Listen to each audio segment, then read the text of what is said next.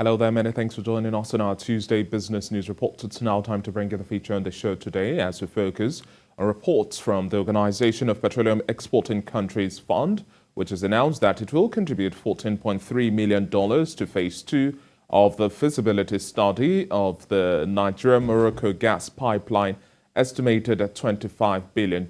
Now, it is to be directly financed by the OPEC Fund for International Development, and the intervention, OPEC says, will be a project meant to support the Moroccan government's national development strategy aimed at transitioning to a low-carbon energy system and also help Nigeria's competitiveness.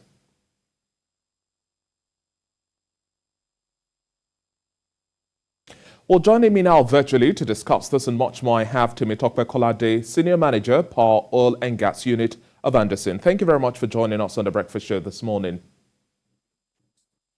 Good morning. Thank you for having me. And a happy holidays to you as well.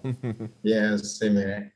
Now, what do you make of the announcement and infrastructure plans by the Organization of Petroleum Exporting Countries Fund, stating it will contribute the sum of $14.3 million for the Phase 2 of the feasibility study for the Nigeria-Morocco Gas Pipeline, estimated at $25 billion?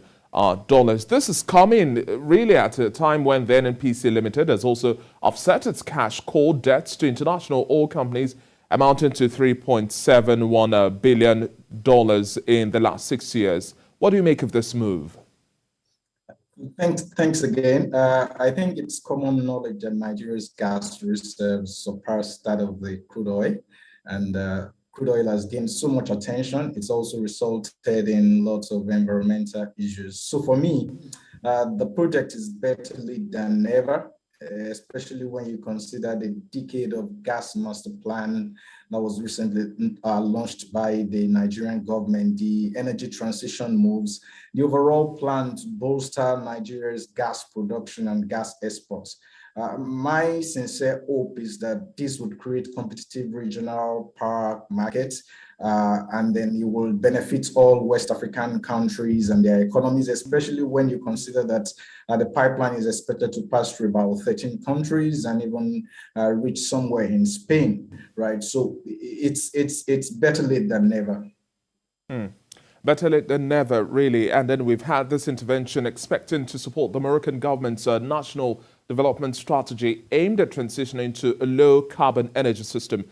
The gas pipeline, like you've also mentioned, covers about 7,000 kilometers and going to pass about 13 West African countries and even extend to Europe, Spain, like you mentioned. But to what extent now do you see this pipeline favorable for us, boost local economy's competitiveness? We had that initial call by the Minister of State for Petroleum Resources, Temitope Silva, in terms of we providing gas projects and support from the European region to serve as a base to prop up what's going on, especially with regards to the Russia-Ukraine crisis. It was termed earlier on as absurd and untimely following this Russia-Ukraine crisis. But now this project that we are looking at here has a timeline of 2046, given the 25-year estimate, which started back in 2017. There is no magic wand, really, that we can wave at this point in time. Hence, no quick results, wouldn't you say? But how strategic is this for Nigeria in terms of the utilization of our gas reserves? Well, in my view, what this does for us, the gas-producing countries, that we're able to secure existing off-takers as well as new evacuation plans for the gas. And I would also like to say that it's better to do something than do nothing at all, regardless of the timeline to completion of the project. We have domestic gas supply obligations. The expectation is that many investors begin to relook their economics for whatever projects, gas projects that they had in the pipeline before now, and begin to consider the potential export markets, either via the route through to Morocco and then Spain or other West African countries, and look at the viability of those projects.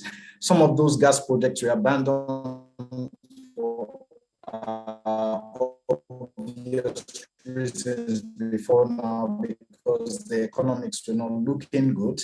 But with these, the expectation is that new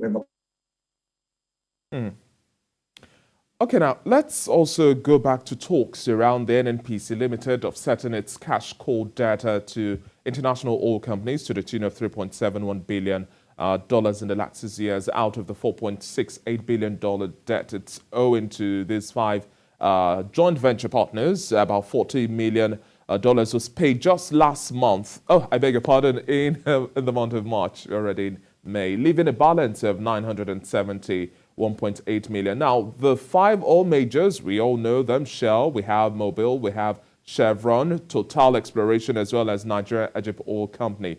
The debts owed to Mobil and then Chevron have fully been paid by the NNPC. But how do you think government can now much more sustainably cut down these debts going forward in other contracts that will come to bear?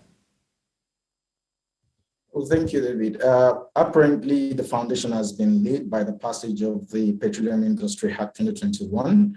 I think what we now require is a full implementation of that act, such that NNPC begins to operate as every other private sector player. By doing this, what would happen is that even though NNPC will still have debts, but it will not necessarily be debts owed by the government. After all, when you consider it, even those private organizations have debts themselves. So the key question would be whether the debts are performing or not.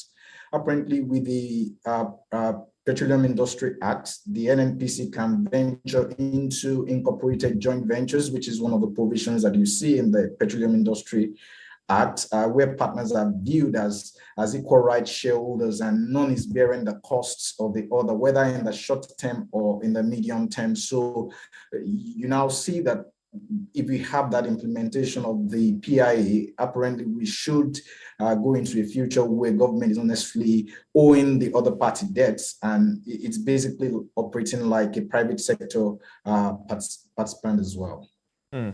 And then lastly now, as we're wrapping up our conversation, we have a forecast that petrol subsidy payments will raise fiscal deficits to 10 trillion naira this year. At the start of the year, and just a few months ago, we had government's projection that the fiscal deficit would hit 7 trillion naira, which has received approval. However, analysts have had a different opinion with a range of at least 8 to 10 trillion naira. Do you think government understands the figures it is working with this year and the budgetary allocations that we have and borrowings to that effect, and how unsustainable do you think this whole regime is, whether or not this decision to extend the subsidy regime is political or not?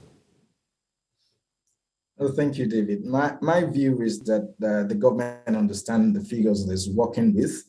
For me, I trust that what government is just about is priorities, right? And sometimes priorities have the way of beclouding one from evaluating the implications of the facts and the figures before you, regardless of how clear they may appear at the time.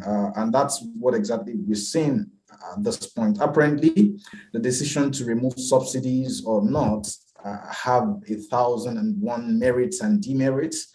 And the final choice really depends on which of the sides you're on. And that's what is playing out. It may be unsustainable, but again, I trust the government understand the figures is working with.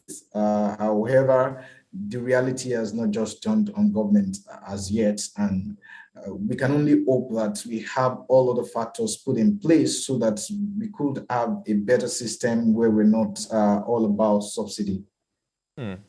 Thank you so much for your time on the Breakfast Show this morning, Temitope Kolade. It's been a pleasure speaking with you, and we hope you have a wonderful and restful holiday.